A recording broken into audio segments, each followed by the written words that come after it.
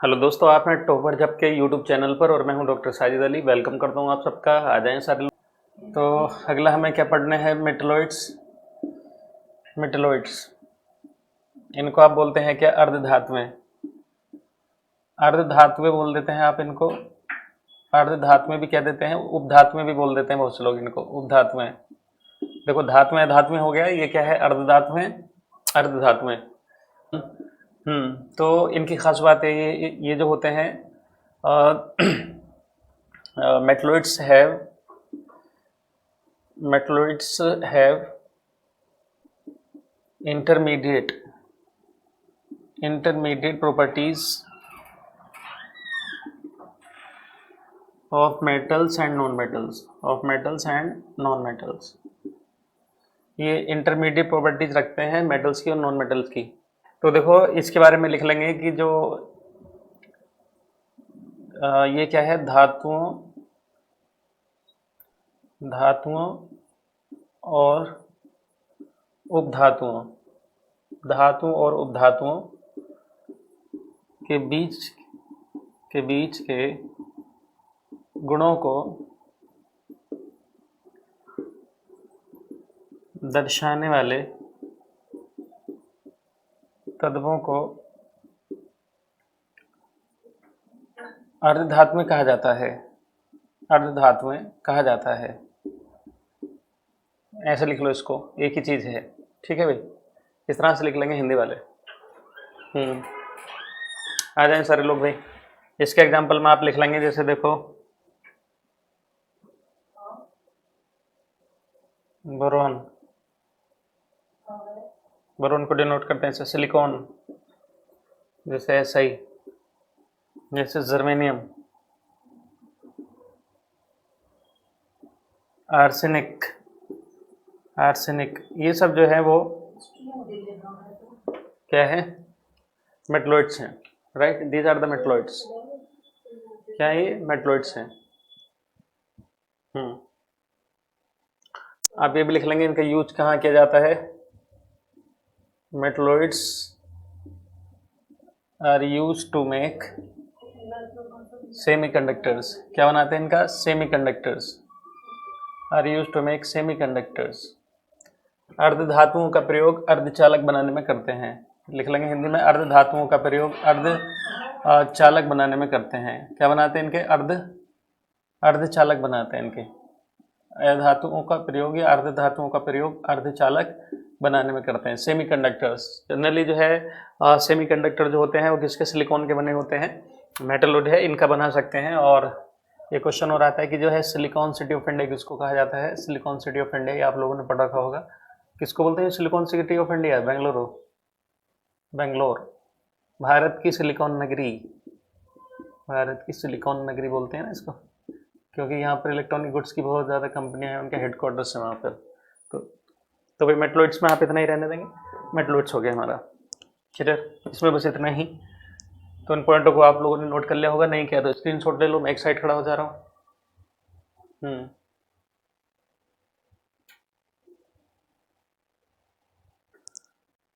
चलिए, कुछ चीज़ों के लिए जो है ना कुछ और होते हैं जिससे हमें क्या मिलते हैं? एस्क जो होते हैं, इससे हमें कुछ मेडल्स मिलती हैं। तो कुछ एस्को को देखेंगे हम, हेडिंग डालेंगे एस्क। एस्क क्या होते हैं? एस्क तो ये चट्टान का कोई ऐसा टुकड़ा होता है जिससे हम किसी मेटल को या मिनरल को एक्सट्रैक्ट करते हैं इकोनॉमिकली, उसी को हम क्या बोलते हैं? एस्क बोलते हैं। तो ये हेडिंग डालेंगे एस्क, और एक ज़रा टेबल बना लेंगे, उसमें ये लिख लेना ज़रा। इसमें जैसे आप यहाँ पे लिख लेंगे मेटल, कुछ इंपॉर्टेंट मेटल हैं जो है जो एक्सट्रैक्ट की जाती हैं, कौन से उसके लिए इससे क्वेश्चन आ जाता है। यहाँ पे लिख लेंगे आप, और हिंदी में आप बोलते हैं क्या भाई? एस्क। और इसके जो है केमिकल फार्मूला भी लिख लेना। केमिकल फार्मूला भी मैं लिखा दे रहा हूँ, रासायनिक सूत्र, रासायनिक सूत्र। ठीक है।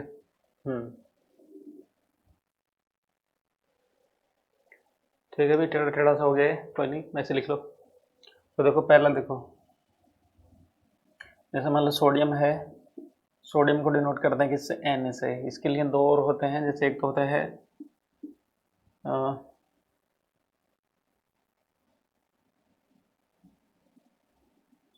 जैसे एक तो हो जाएगा आपका रॉक सॉल्ट, और दूसरा जैसे ले लो बोरेक्स, तो इसका फॉर्मूला होता है NaCl, इसका होता है Na2V4O7 10H2O। ठीक है, इससे हम जो है इसको एक्सट्रैक्ट कर सकते हैं। जैसे दूसरा लिया आपने एल्युमिनियम, बहुत आता है ये एल्युमिनियम को डिनोट करते हैं L से, और इसके हैं तो कई एल्यूमिना वगैरह, बट एक लिख लो इसका जो और है बेहतरीन वाला, वो है बॉक्साइट। इससे सबसे अच्छा निकलता है, फॉर्मूला होता है वही Al2O3। ये वैसे तो इसके फॉर्मूले पूछता नहीं है, फॉर्मूले रहने दो, कोई दिक्कत नहीं है, फॉर्मूले पूछता नहीं है। तो बॉक्साइट, हाँ ज़्यादा कन्फ्यूजन नहीं होगा इतना ज़्यादा लिख के। देन आयरन के दो और हैं, होते तो कई हैं बट ये दो बहुत इंपॉर्टेंट है। एक तो है जैसे हेमेटाइट, दूसरा मैग्नेटाइट, और भी आयरन पायराइट। फोर्थ लेंगे जो कॉपर, इसको किससे डिनोट करते हैं भाई? Fe। कॉपर को Cu से, इसके भी दो होते हैं जैसे कॉपर ग्लांस, एंड दूसरा कॉपर पायराइट। इसका फॉर्मूला रहने दो। देन लेड को डिनोट करते हैं Pb से, इसके और का नाम होता है गलेना। एंड इससे अगले ले लेना मरकरी को ना किससे? Hg, और का नाम होता है सिन्नेवार। ठीक है, तो ये इंपॉर्टेंट है भाई सारे, इनको आप जो है नोट कर लेंगे। देन अगला हेडिंग डालिए एसिड, बेस एंड सॉल्ट। बहुत ही इंपॉर्टेंट है भाई ये। अम्ल, क्षार एवं लवण।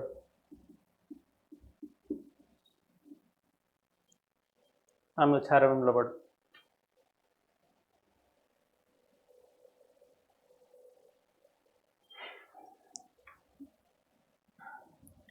तो देखो जो एसिड होते हैं, एसिड को समझाने के लिए तीन थ्योरियाँ होती हैं, जैसे लूसी एसिड बेस कॉन्सेप्ट, ब्रांसलोरी, ठीक है, और जो है आर्हेनियस कॉन्सेप्ट। तो आर्हेनियस कॉन्सेप्ट के अकॉर्डिंग देखें तो एसिड्स गिव हाइड्रोजन आयन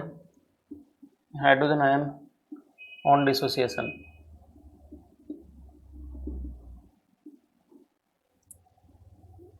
अम्ल विघटित होने पर हाइड्रोजन आयन देते हैं,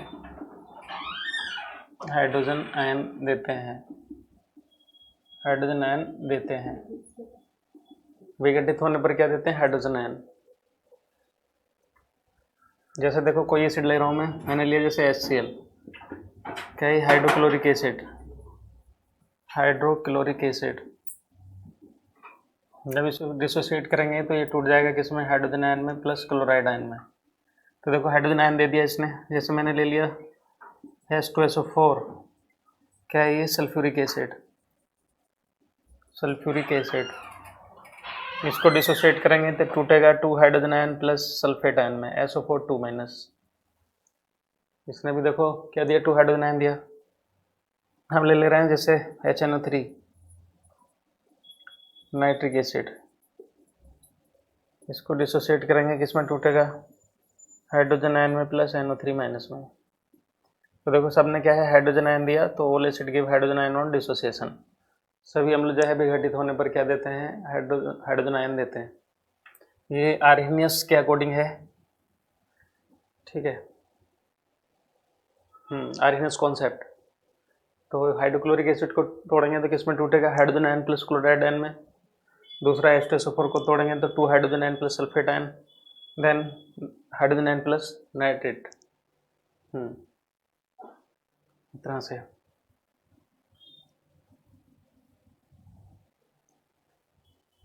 लिखा सबने। दूसरा, एसिड जो होते हैं, एसिड्स आर सोर इन टेस्ट। इनकी अगली खास बात क्या है? स्वाद में कैसे होते हैं? खट्टे। हिंदी में क्या बोलते हैं इनको? अम्ल। उर्दू में बोलते हैं तेजाब। तो अम्ल स्वाद में खट्टे होते हैं, अम्ल स्वाद में। स्वाद में कैसे होते हैं फिर ये? खट्टे, खट्टे होते हैं। अम्ल स्वाद में कैसे होते हैं? खट्टे। लिखा है। देन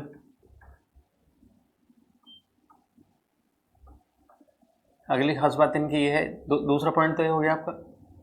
तीसरी बात ये है कि ये एसिड क्या करते हैं? Acid convert blue litmus paper, blue litmus paper into red. अगली खास बात ये है, अम्ल नीले लिटमस पेपर को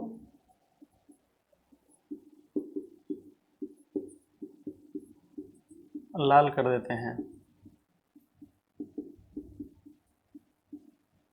कैसे कर देते हैं? लाल।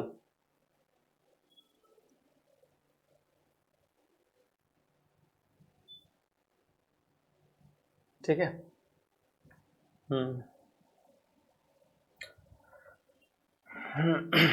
देखो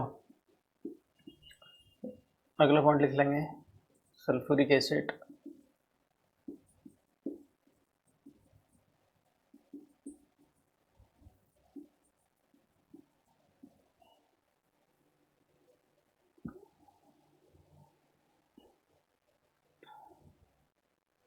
sulfuric acid is called king of acid, king of acids। Sulphuric अम्ल को अम्लों का राजा कहा जाता है, अम्लों का राजा कहा जाता है, अम्लों का राजा कहा जाता है इसे, सल्फ्यूरिक अम्ल को अम्लों का राजा कहा जाता है, सल्फ्यूरिक अम्ल को अम्लों का राजा कहा जाता है। क्यों? क्योंकि बहुत ज़्यादा इसका यूज़ होता है सभी इंडस्ट्रीज में और सभी लेबोरेटरीज में। और हाँ, इसको एक और नाम से जानते हैं, it is also called king of chemicals. Sulphuric अम्ल को रसायनों का राजा भी कहा जाता है, किंग ऑफ केमिकल्स भी बोलते हैं, और कई बार तो इसको किंग ऑफ केमिस्ट्री भी बोल देते हैं यार। कई बार तो इससे भी ऐसे भी लिखा जाता है, king of chemistry, king of chemical या किंग ऑफ केमिस्ट्री बोल देते हैं पूरा ऐसे। ये भी लिख लेना, सल्फ्यूरिक अम्ल को रसायनों का राजा या और क्या है, एंड कर लो बल्कि इसको, और रसायन विज्ञान का भी बोल देते हैं, और रसायन विज्ञान का राजा।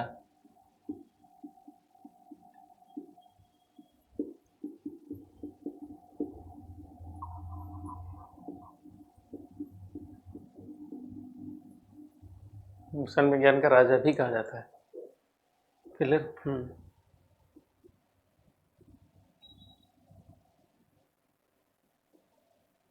लिख लेते हैं।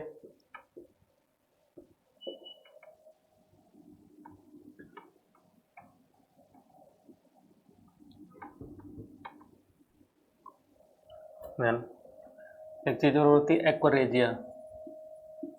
एक्वरेजिया, इसको क्या बोलते हैं? अम्लराज। अम्लराज में क्या होता है? मेटल वगैरह डिसॉल्व हो जाती है, खास करके जो गोल्ड होता है, चांदी होती है, उसका ज्वेलरी इस्तेमाल करते हैं ना, तो रिफाइनिंग में, तो रिफाइंड मतलब जो है डिसॉल्व करने में करते हैं। तो इसमें दो एसिड होते हैं, एक तो होता है HNO3 और दूसरा होता है HCl, nitric acid, hydrochloric acid. Ratio रहता है इनका 1:3। इसमें ज़्यादातर मेटल क्या होते हैं? डिसॉल्व हो जाती हैं, 10 सेकंड में डिसॉल्व हो जाती हैं, 10-15 सेकंड में। तो सारी तो नहीं होती, लेकिन बहुत ज़्यादा हो जाती हैं, गोल्ड वगैरह ये सब हो जाता है, डिसॉल्व हो जाता है। इसका यूज़ जो है ज्वेलर करते हैं। क्लियर?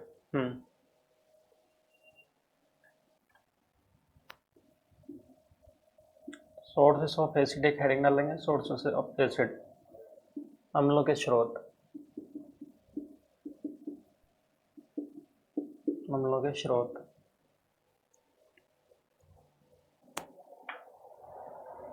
क्या हेडिंग डाल लेना? Sources of acid.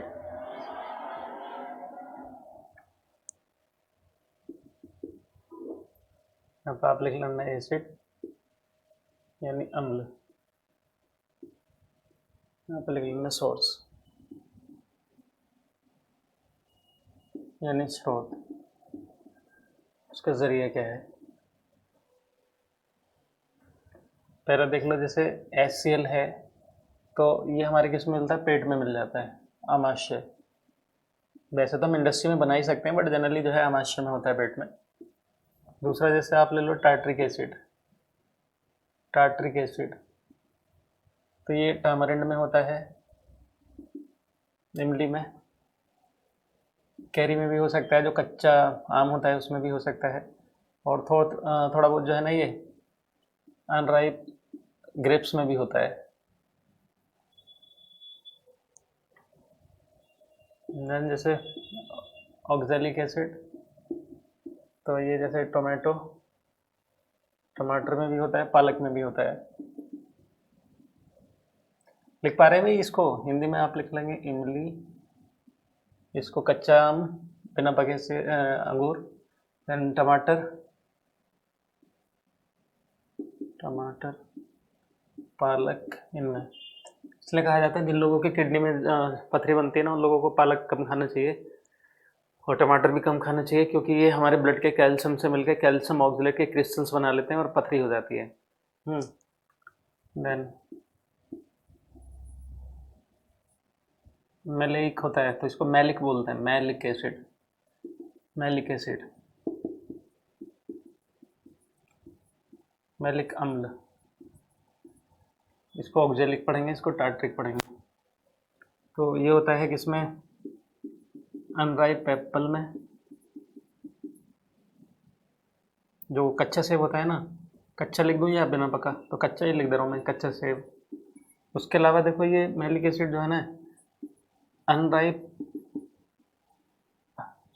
ग्रेप्स में भी होता है। देखो यहाँ पे भी मैंने लिखा है, इसमें भी ये थोड़ा सा ये भी होता है, ये भी हो सकता है ग्रेप्स में, कच्चे अंगूर में, ठीक है। Then citric acid, citric acid क्या होता है, जितने खट्टे रसीले फल होते हैं ना उनमें होता है, जैसे लेमन, आंवला, आंवले में भी होता है, ऑरेंज एट्सेट्रा, क्लियर। देन जैसे फॉर्मिक एसिड, फॉर्मिक एसिड और इसी को दूसरा नाम क्या देते हैं, मिथनोइक एसिड, एक ही चीज़ है।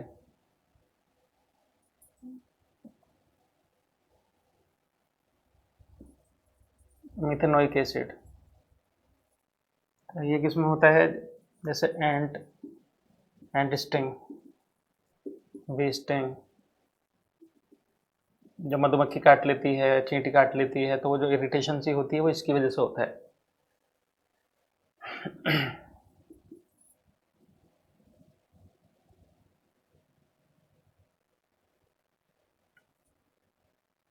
जैसे लैक्टिक एसिड, लैक्टिक एसिड किस में होता है, जैसे मिल्क में भी होता है, मिल्क में लेकिन कम होता है, कर्ड में ज़्यादा होता है, दूध में, दही में, दूध, दही, ठीक है।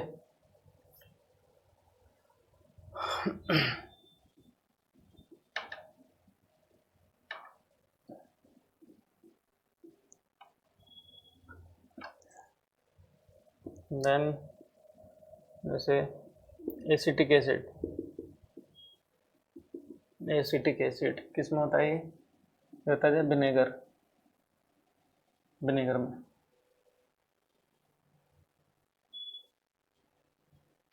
विनेगर क्या, सिरका, सिरका, ठीक है। तो ये कुछ एसिड और एसिड के कुछ सोर्स थे, ठीक है। स्क्रीनशॉट ले लो इसको, या फिर लिख लिया होगा आप लोगों ने इतनी देर में तो।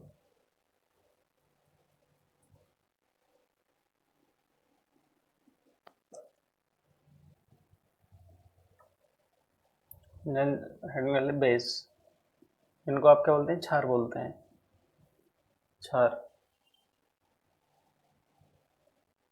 मनीषा, क्षार जो होते हैं, base give hydroxyl ion, hydroxyl ion यानी OH माइनस ऑन डिसोसिएशन।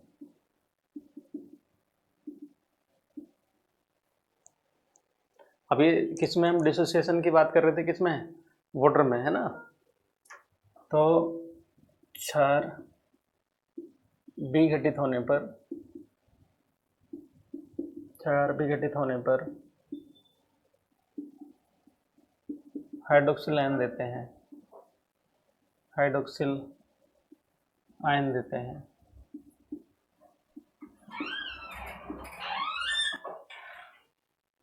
जैसे आपने लिया NaOH, क्या है ये?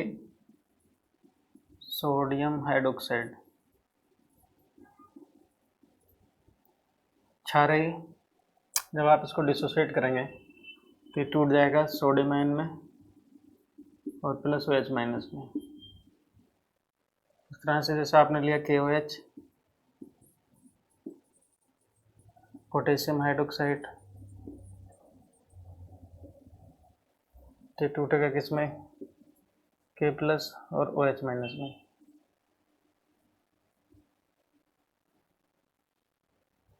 तो देखो जितने भी बेस हैं वो टूटने पर क्या दे रहे हैं? Hydroxyl ion, hydroxyl ion.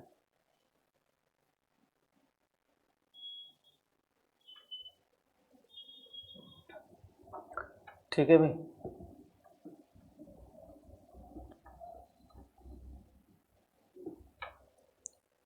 अगला ये लिख लेना कि ये जो होते हैं ना, base are bitter in taste. कैसे होते हैं? बिटर होते हैं। क्षार जो होते हैं स्वाद में कैसे होते हैं? कड़वे। तो आप बता देना क्षार स्वाद में कड़वे होते हैं। कैसे होते हैं? कड़वे।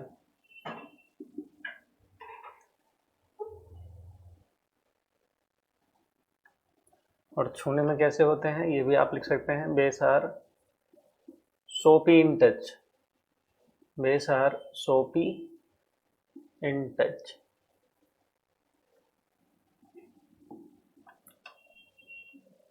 क्षार छूने में साबुन के जैसे प्रतीत होते हैं,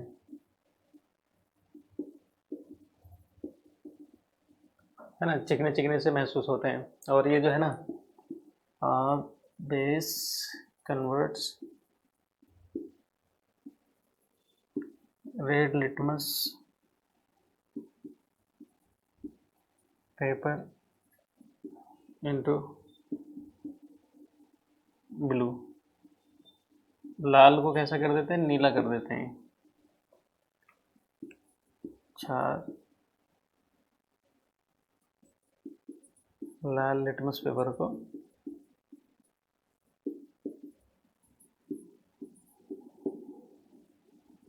नीला कर देते हैं, नीला कर देते हैं। ठीक है, ये हो गया। अब कुछ बेस के देखो नाम देख लेंगे कॉमन, इसको लिख लो और इनके कुछ के कॉमन नेम पूछ लेता है और इनका यूज। तो देखो NaOH क्या कहेंगे इसको? Sodium hydroxide. Sodium hydroxide is called caustic soda, बोलते हैं इसको कास्टिक, कास्टिक सोडा।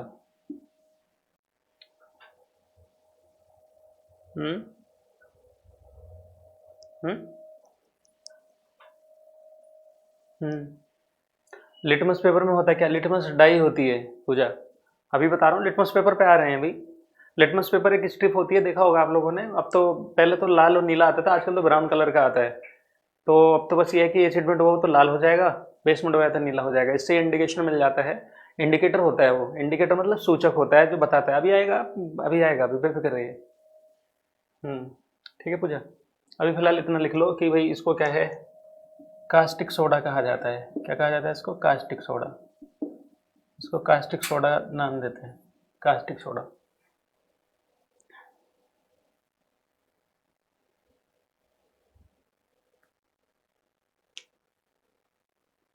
ठीक है, देन देखो इससे अगला देख लेंगे। Sodium hydrogen carbonate. देखो ये नाम भी देते हैं और इसको दूसरा नाम देते हैं sodium bicarbonate. Sodium bicarbonate, sodium bicarbonate is called baking soda. इसको क्या बोलते हैं? बेकिंग सोडा बोलते हैं। क्या बोलते हैं इसको? Baking soda. फॉर्मूला होता है इसका वही NaHCO3। फॉर्मूला लिख, खाने वाला सोडा होता है ना, चीज़ों को क्रिस्पी बनाने में जो यूज करते हैं वो यही होता है। देखो इसको, पेपर देखा है सर स्कूल में प्रैक्टिकल के, हाँ वही है पूजा। लेकिन देखो इसकी जो रीडिंग होती है ना वो, मतलब इससे रीडिंग का पता नहीं चलता, बस एसिड बेस कहाँ स्ट्रिप आती है उससे कलर मिला के देख लेते हैं कि कितना pH वैल्यू लगभग होगा। pH वैल्यू के बेस पे डिसाइड होता है कि कितना ज़्यादा एसिडिक है या बेसिक है। और जो एसिड बेस वाली चीज़ें हैं, अगर आप कोई रिसर्च वगैरह कर रहे हैं, पेपर पब्लिश करना चाहते हैं, रिसर्च पेपर, रिसर्च आर्टिकल कुछ लिख रहे हैं, तो इसकी रीडिंग नहीं मानी जाती। उसके लिए जो है pH मीटर होता है, इलेक्ट्रॉनिक होता है, वो pH मीटर की रीडिंग मानी जाती है, जो बिल्कुल पॉइंट भी इधर से उधर नहीं होना चाहिए। तो इसका जो फर्जी माना जाता है, बट हाँ इससे एक अंदाज़ा हो जाता है कि एसिड है कि बेसिक है। क्या है वो मैं बता दूंगा, अभी पूरा ले लेंगे इसको। देखो एक चीज़ और होती है, magnesium hydroxide. Magnesium hydroxide formula होता है इसका MgOH का whole twice. Magnesium hydroxide is called milk of magnesia. Milk of magnesia इसको बोलते हैं। हिंदी वाले भी इसको मिल्क ऑफ मैग्नीशिया लिखेंगे, ना कि मैग्नीशिया का दूध। इस तरह से लिखना, मैग्नीशियम हाइड्रोक्साइड को मिल्क ऑफ मैग्नीशिया कहा जाता है।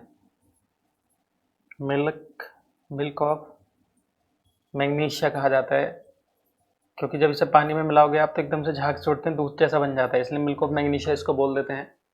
और इसका यूज किया जाता है किसमें? And as a anti acid. कैसे करते हैं इसको? As anti acid.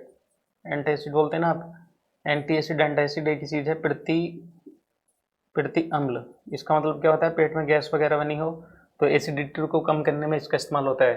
देखो मैग्नीशियम हाइड्रोक्साइड किस में मिला होता है? इनो पीते हैं ना आप कभी, तो इनो में यही मिला होता है डियर। इनो तो समझ रहे हैं ना। इनो के अंदर यही होता है, क्योंकि ये माइल्ड बेस है और जितने भी बेस होते हैं वो एसिड को न्यूट्रलाइज कर देते हैं, या बेस को न्यूट्रलाइज करना है तो एसिड से, क्योंकि एसिड और बेस जब एक जगह मिल जाता है तो सोल्ट प्लस वाटर बनता है। ऐसी रिएक्शन को न्यूट्रलाइजेशन रिएक्शन बोलते हैं। क्या बोलते हैं? Neutralisation reaction. अभी आएगा आगे, मैं बता दूंगा अभी।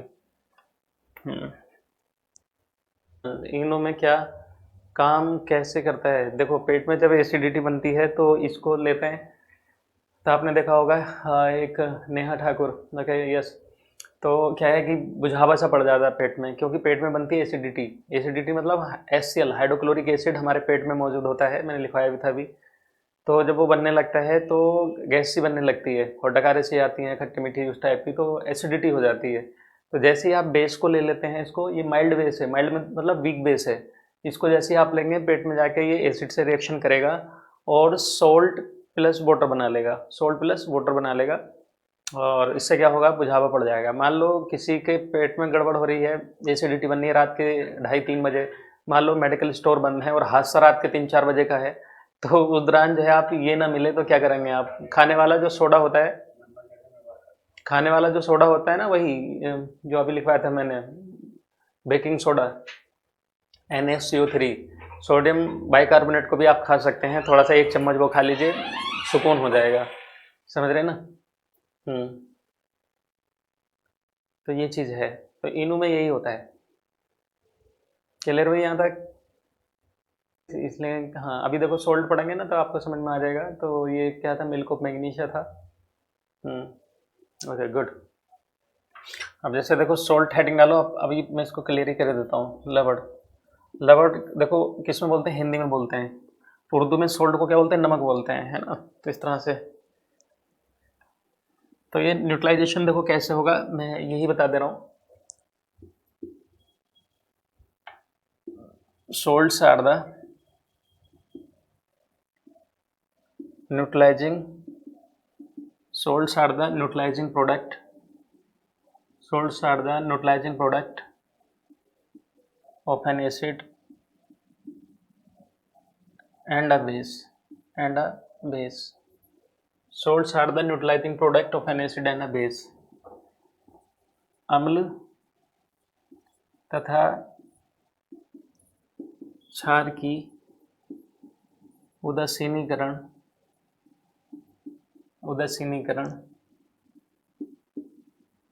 अभिक्रिया के उत्पाद को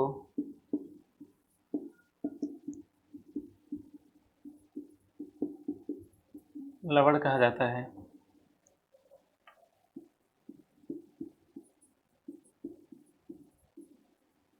अम्ल तथा क्षार की उदासीनीकरण अभिक्रिया के उत्पाद को क्या कहा जाता है? लवण कहा जाता है।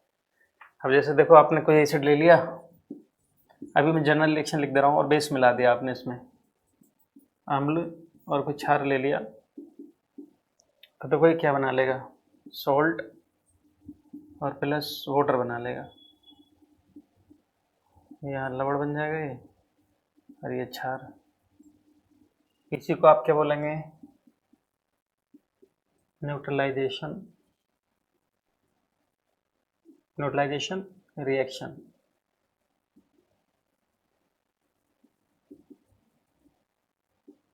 उदासीनीकरण अभिक्रिया, ये आप नाम दे देंगे। अब देखो, मैं कोई एक रिएक्शन ले रहा हूँ, जैसे मान लो मैंने एसिड लिया HCl, ठीक है, ये हाइड्रोक्लोरिक एसिड है भाई, एसिड ही तो है ये, हाइड्रोक्लोरिक एसिड। तो मैं एसिड लिख दे रहा हूँ, पूरा नाम नहीं लिख रहा हूँ।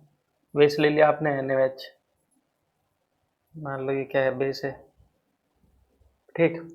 तो जब इसमें न्यूट्रलाइजेशन रिएक्शन होगी, ये लिख लेना इस पर भी। तो देखो ये क्या बनाएगा?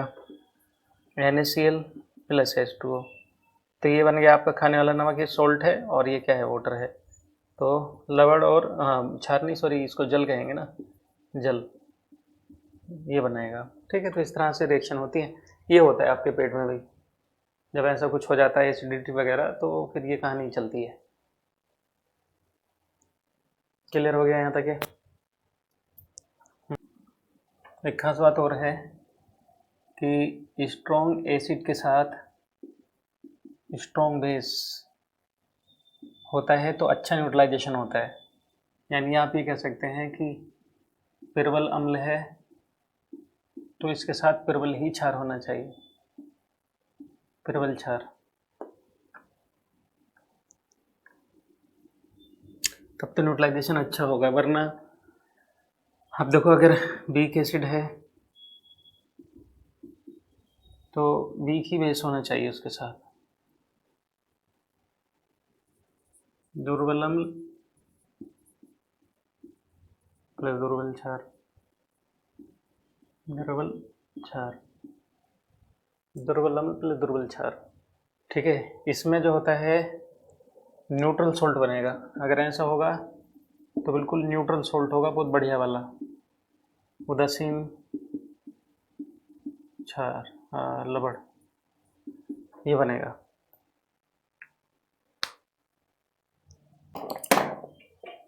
अब देखो, एक चीज़ है कि अगर स्ट्रॉन्ग एसिड है और वीक बेस है, ठीक है, यानी प्रबल अम्ल है और दुर्बल क्षार है, तो ऐसी कंडीशन में जो सोल्ट बनेगा वो कैसा बनेगा? एसिडिक सोल्ट रहेगा, वो हल्का सा एसिडिक रहेगा, क्योंकि अम्लीय लवण बनेगा। वो इसलिए क्योंकि क्षार ने इसको न्यूट्रल तो किया बट प्रॉपर तरीके से नहीं कर पाया, समझ रहे हैं? इसी तरह से देखो, अगर स्ट्रॉन्ग बेस लिया है, या ऐसे कह लो कि वीक एसिड लिया है, दुर्बल अम्ल लिया है, और इसमें जो है स्ट्रॉन्ग बेस ले लिया,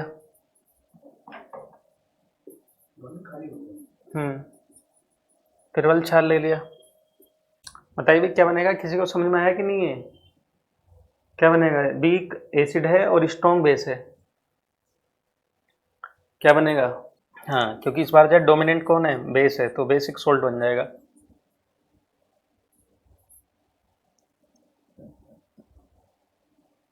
क्षारीय लवण,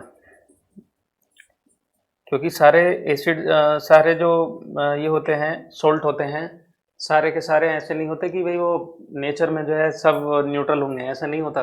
वो डिपेंड करता है, या तो दोनों स्ट्रॉन्ग हो या दोनों वीक हो, तब तो न्यूट्रल सोल्ट बनता है। वरना जो है फिर जो स्ट्रॉन्ग होगा उसका असर आ जाएगा, उसका असर आ जाएगा। तो इनको नोट कर लो आप।